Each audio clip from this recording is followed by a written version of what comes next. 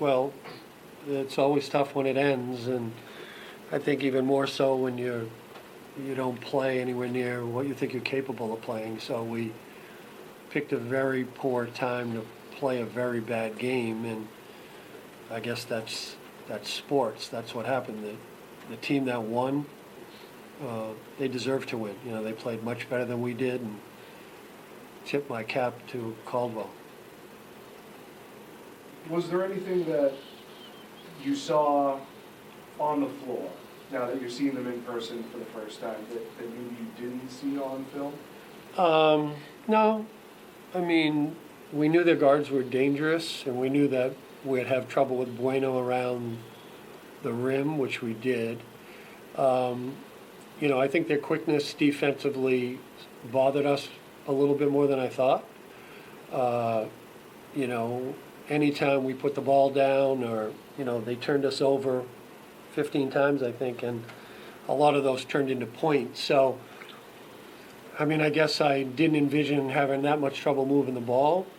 And then where we had some advantages, I thought our guys, these two guys played fine. Where we had our advantages, some of our other guys just didn't play very well.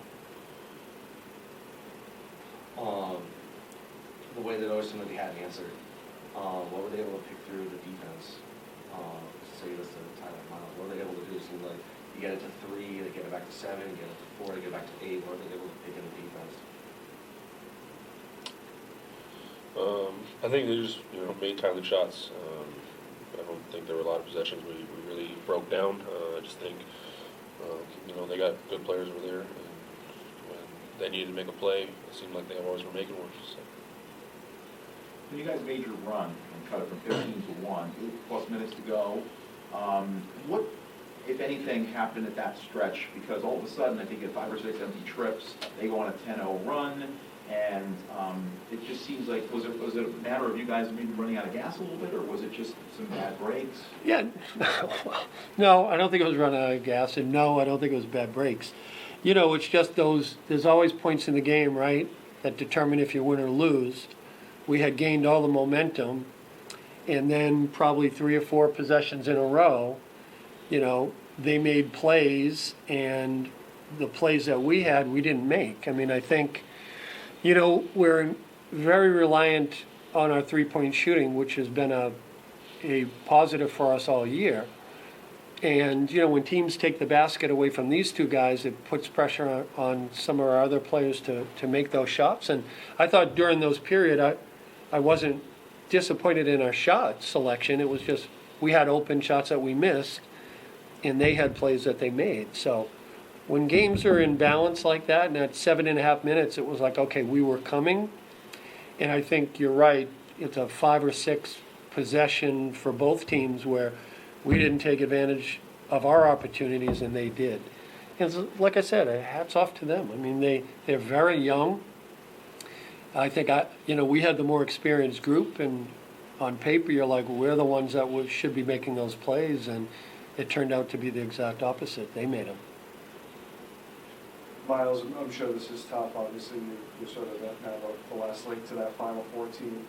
Last time the regional was here, I know you guys have been great all season getting the crowds into the game as well, and just talk about the atmosphere, and even though this is probably not the way you want to end it, at least you get to go out in front of your fans.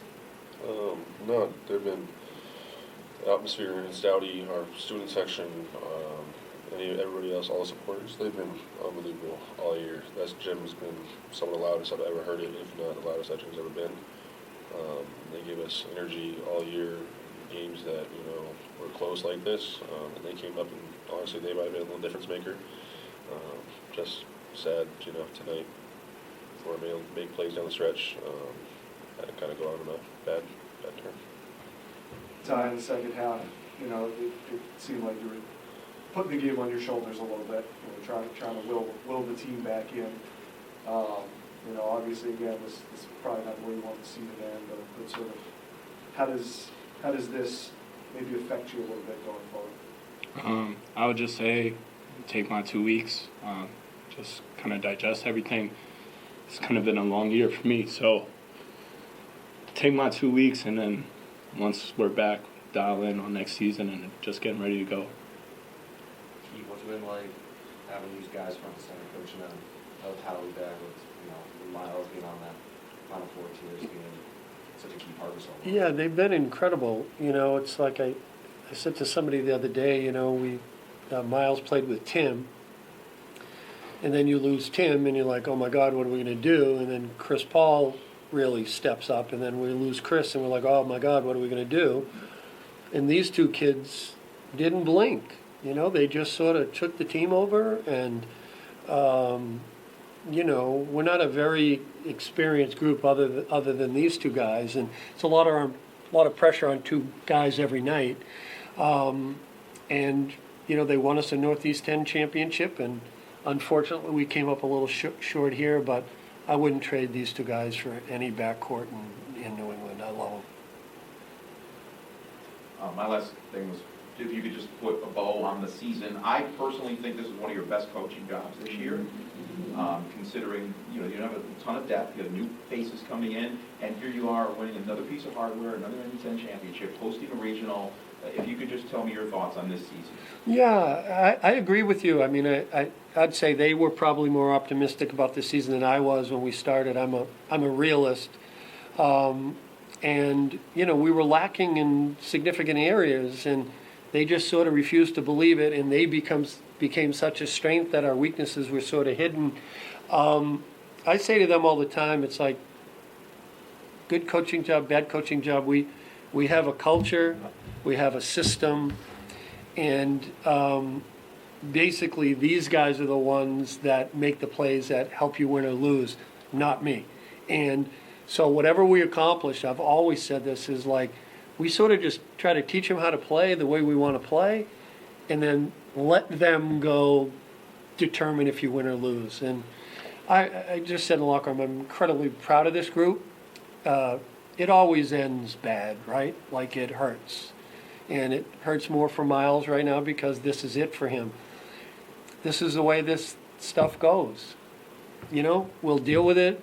It's not killing us. It'll make us stronger. These guys have been great, and I'm proud of them. I mean, I know it's hard to say when you lose a game that you're proud of your team, but I love these two kids. They've given everything they can to this program. Thanks, fellas. Thank you.